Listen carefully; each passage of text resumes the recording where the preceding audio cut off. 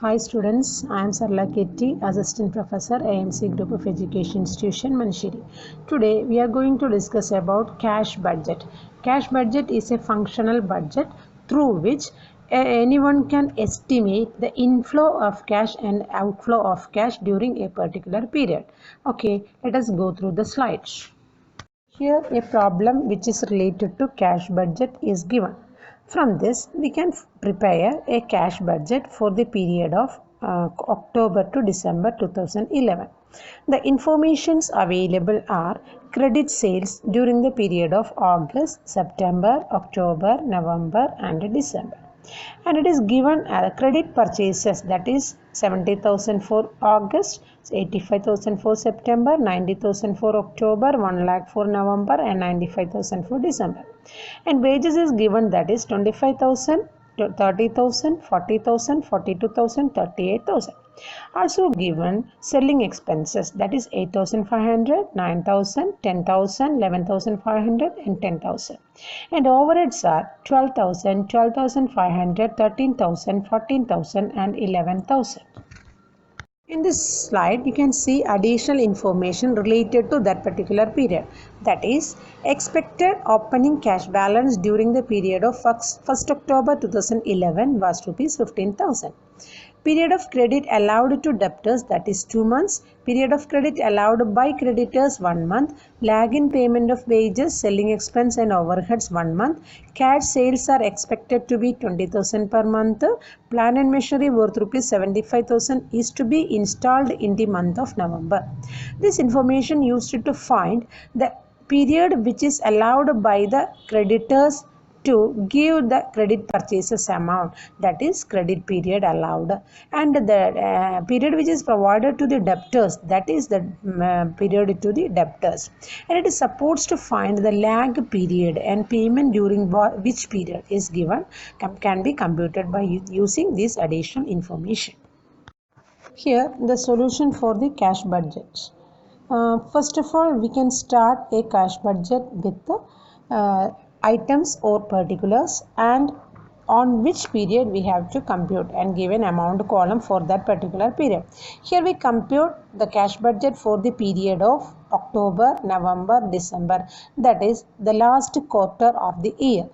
Then we can start the problem with the opening balance of cash. Here during October, organization has a cash balance of rupees 15,000. Then we have to arrange the receipts or cash receipts from which area. Here the cash receipts is from cash sales and the receipt from debtors. And we have to consider the payments. Here the payments are payment to creditors, wages, selling expense, overhead and plant and machinery. First of all, we are arrange the cash receipts in particular column and total cash available, and we have to represent the payments in particular column and total payments. Then to get the closing balance of cash, we have to find the difference between cash receipts and cash payment, then reach the cash closing during that month. Here the opening balance of cash in the beginning of October, that is 15,000, and cash sales rupees 20,000. As per adjustment 5, it is given that cash sales are expected to be 20,000 per month. So every month the company can expect 20,000 rupees cash sales. That is why the cash sales can be represented during the period of October, November and December is rupees 20,000. And to compute receipt from debtors, here the information is given, period of credit allowed to debtors is 2 months. That is why when we record the amount of receipt from debtors during the period of October, this credit sales during August can be represented here, because last 2 months is provided as debtors, the period of debtors. That is why the period of August credit sales, that is rupees 1,50,000, can be represented as the receipt from debtors here. That is why the total cash receipts during the period of October, that is opening balance 15,000, cash sales 20,000, receipt from debtors, that is 1,50,000. The total cash receipts is 1,85,000. Then let us go to the payments. Here the payments are creditors payment, wages, selling expense, overheads, etc.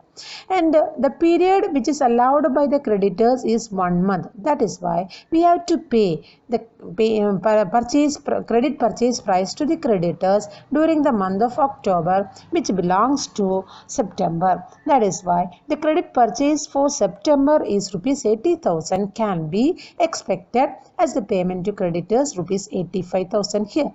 Then the wages is also 1 month lag. That is why we can take the last period's wages, that is the period of September wages, that is rupees 30,000. Just like as selling expenses, last period selling expenses is 9,000 can be represented here as the expected payment. And the overhead is also 1 month lag. That is why we can take the amount which is related to the last month period, that is period of September, that is amount rupees 12,500. That is the expected payments are 85,000, 30,000, 9,000, 12,500. Total payments 1,36,500. The difference, that is 1,85,000 minus 1,36,500, that is equal to closing balance for the period of October 48,500.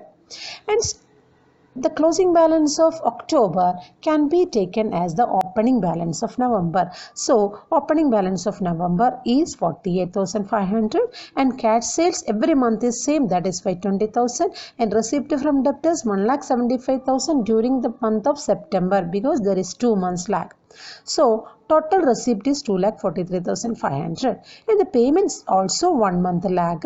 Payment to creditors 90,000 relates to the period of October, that is why 1 month lag, and wages also represent for October, and overheads also represent for October, and selling expense also represent for October. That is why the total payments during the month of November 90,000, 40,000, 10,000, 13,000. And here is an additional expense during the period of November, that is a payment for machinery purchase, that is rupees 75,000. Here the total payment, that is 2,28,000.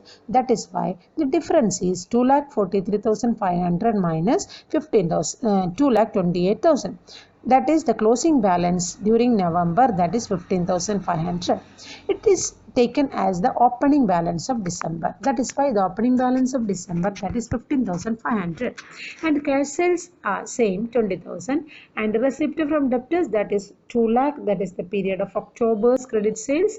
Total cash receipts 2,35,500 and the payment to creditors 1 lakh, that is the period of November's credit purchases, that is 1 lakh, and 42,000 wages last month, that is related to November, and 11,500 is selling expenses last month, that is the period of November 11,500, and overheads also for the last month period, that is 14,000. So the total payment is 1,67,500. That is why the difference is 2,35,500 minus 1,67,500. This is 68,000. That is why the closing balances for the period of October 48,500, for the period of November 15,500, and for the period of December, that is 68,000. In this slide, we can see a question which is related to production budget. Here the production budget give an information which is related to which units has to be produced during a particular period. The elements which is related to production budget, that is opening stock, closing stock, and budgeted sales. And production for a particular period can be computed as budgeted sales plus closing stock minus opening stock. Here is a problem, that is the budgeted sales for the period of January, February, March and April is given, that is 1,000 units, 1,200 units, 1,600 units and 1,800 units. And it is anticipated that finished goods equal to half the sales for the next month will be in stock at the end of each month, including the previous December. And budgeted production and production cost for the whole year as follows: production 25,000 units, direct material material per unit 12, direct labor per unit 5, total factory overheads apportion rupees 75,000. From this information, we can easily calculate, that is the budgeted sales and the closing stock. Closing stock can be computed as half the sales of next month. That is why the closing stock for the period of February, that is the half the sales of March, that is 1600 divided by 12.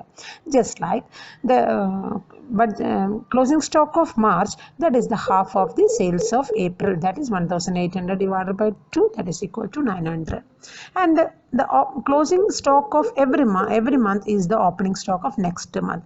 That is why let us go through the answer. Here in this slide, the production budget for the first quarter of 2010, that is January, February and March.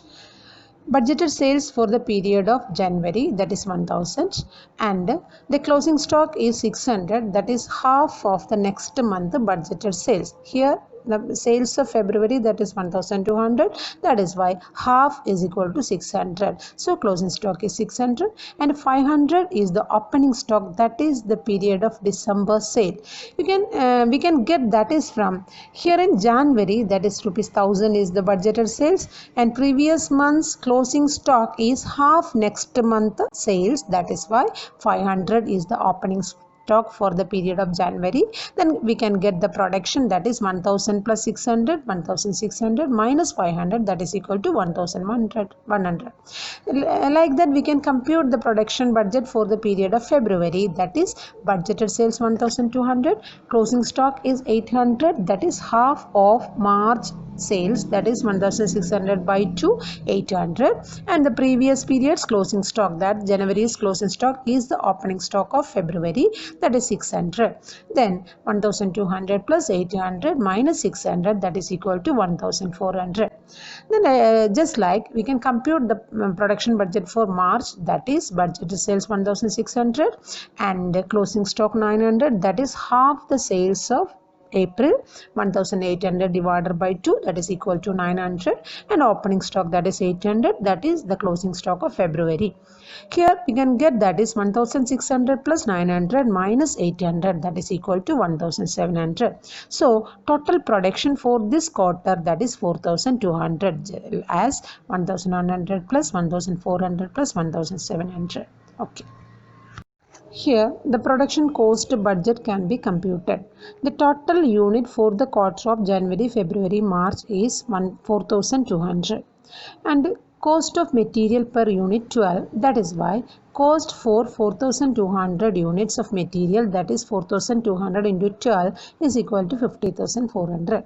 And in the case of labor, for 4200 per unit cost is 5, that is why 4200 into 5, 21,000. And the cost of overhead can be computed as total cost is 75,000 and the total units for the year 25,000. That is why overhead per unit can be computed as 75,000 divided by 25,000, that is equal to 3.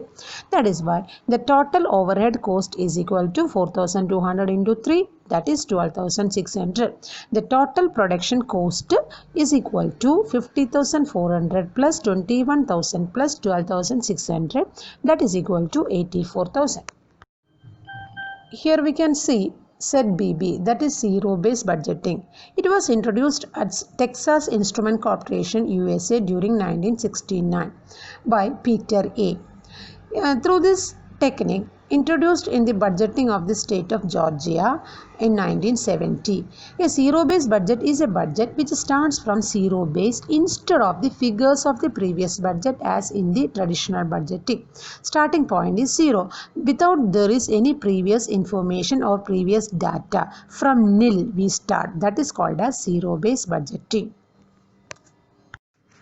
I hope you all get an idea about the preparation of cash budget and production budget. Thank you.